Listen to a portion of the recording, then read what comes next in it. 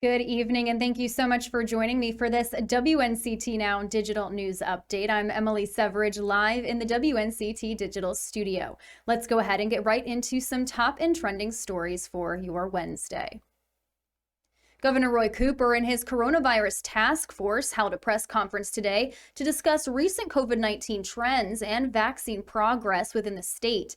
The governor hopes the $25 cash card incentives that are available in Mecklenburg, Guilford, Rowan, and Rockingham counties will help combat vaccine hesitancy and offset the cost of travel and other expenses when getting a vaccine. The state is also reopening applications for the HOPE program, a financial aid assistant program to help with rent and utility payments to those eligible. To find out if you qualify, you can check out the requirements at hope.nc.org.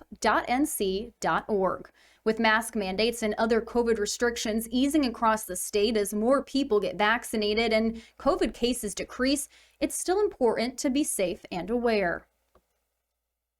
The search for 20-year-old Joshua Clausen is now on day 4, and Carteret County officials say additional law enforcement and rescue teams are assisting in the investigation. Family members say Joshua was last seen entering the Croatan National Forest with a relative around 10 a.m. Saturday at the rear of the mobile home park off Lake Road. The relative reports the two got separated at some point, but the relative was able to eventually find his way out of the woods. Joshua is a white male with red hair, last seen wearing a khaki tank top and blue jeans. Officials are asking homeowners in the area to check their property and outbuildings for signs of Clausen. Not on your sides, Amber Joseph spoke with investigators, and she'll be live tonight at 5 and 6 with the latest information on this search. Well, I hope you got outside earlier this week and soaked up some of that sunny weather, because starting tomorrow, we have some Storm Team 9 weather alert days in effect. Storm Team 9 meteorologist Alex Wasylenko has that forecast for us. Happy Wednesday, everybody. I'm your Storm Team 9 meteorologist, Alex Wasylenko, reporting from the WNCT studios in the Storm Team 9 Weather Center. The radar imagery this afternoon is lighting up with some greens, oranges, and yellows, an indication of some showers and storms that are moving through. Showers and storms will likely continue this afternoon into the evening, and any one of those storms could become strong or even severe. By Thursday morning, we continue with the shower and thunderstorm activity, isolated in fashion to start the day, becoming a bit more widespread and scattered about by the afternoon and evening. And again, the severe weather threat will exist Thursday afternoon and Thursday evening. That's part of the reason why we have a weather alert day in effect for Thursday. That weather alert day will extend all the way into Friday, as Friday may be the most active day this week. A developing cold front to our west will eventually crumble on entry to eastern North Carolina Friday morning through early Friday afternoon. But before it crumbles and dissipates entirely, some scattered strong to severe storms will be likely to kick off the end of the work week. By Friday afternoon and Friday evening, that cold front trails out to sea, eventually leaving behind some mostly cloudy skies by Friday night. Again, weather alert days are in effect for Thursday and Friday, as those 2 days will offer up the best chance for scattered strong to severe storms, with the most active day out of the two likely being Friday, especially Friday morning and Friday afternoon. Be sure to download that free Storm Team 9 weather app so you can keep track of all the latest stormy details over the next 3 days. Weather alert days again in effect for Thursday and Friday, but for the weekend forecast, we start to clear out a little bit and we cool down just a tad, back into the middle to upper 70s Saturday, upper 80s though by Sunday. Both days, Saturday and Sunday, will feature just a slight chance of a leftover shower or storm under partly sunny to partly cloudy skies. By early next week, we're really starting to heat up, 90 degrees inland, middle to upper 80s along the coast, and it'll come with another round of dry weather to boot. Make it a wonderful rest of your Wednesday, everybody, and remain weather aware. I'm your Storm Team 9 meteorologist, Alex Wasylenko. Details of a fatal hit and run in Craven County and the burn ban lifted in local areas. That and more coming up after this short break.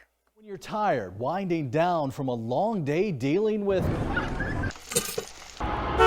Get the news you need at 11 to finish your day out right. A lot can happen between 6 and 11, but we've got you covered. From preparing the most up-to-date forecast in our weather center so you know what to expect in the morning, to continuing to follow stories that impact you and covering live breaking news.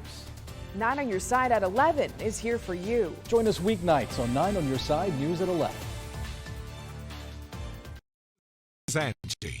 This is Ken, Angie, Ken, Angie and Ken. Ken and Angie.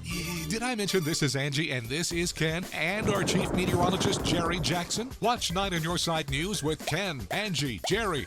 And don't forget Brian Bailey for sports, weeknights at 5, 6, and 11. Watch Ken, Angie, Jerry, Bailey for local news, weather, and sports. In case you missed it, Ken, Angie. Watch weeknights on 9 on Your Side News. Thanks so much for joining me. If you're just tuning in, I'm Emily Severidge, live in the WNCT Digital Studio, bringing you some top and trending stories for your Wednesday. Some news to expect coming up at 5 and 6. Not on Your Side, Cheyenne Pagan has more details on a deadly hit and run that happened in Craven County on Tuesday. 3 New Bern teens were hit by a vehicle on U.S. Highway 70 Service Road while they were walking along the roadway. One victim died at the scene, and the other 2 were transported to medical centers to be treated for serious injuries. The driver of the vehicle did run from the scene, but investigators believe they have found the vehicle involved in that crash. As of 5 p.m. today, the burn ban that was enacted by the State Forest Service and Department of Agriculture has been lifted. The ban prohibited open burning, including fire pits and campfires. It affected 26 counties in the state, mostly eastern and central counties. The concern came from drought conditions across 34 different counties in the state. Recent rainfall across central and eastern parts has decreased fire danger, according to officials. Fire officials also say the rain we're expecting over the next week should also dampen fuels further, possibly lessening drought conditions across the entire region. At 5 p.m., those burn permits will become available again in all counties. You must obtain a valid permit in order to open burn.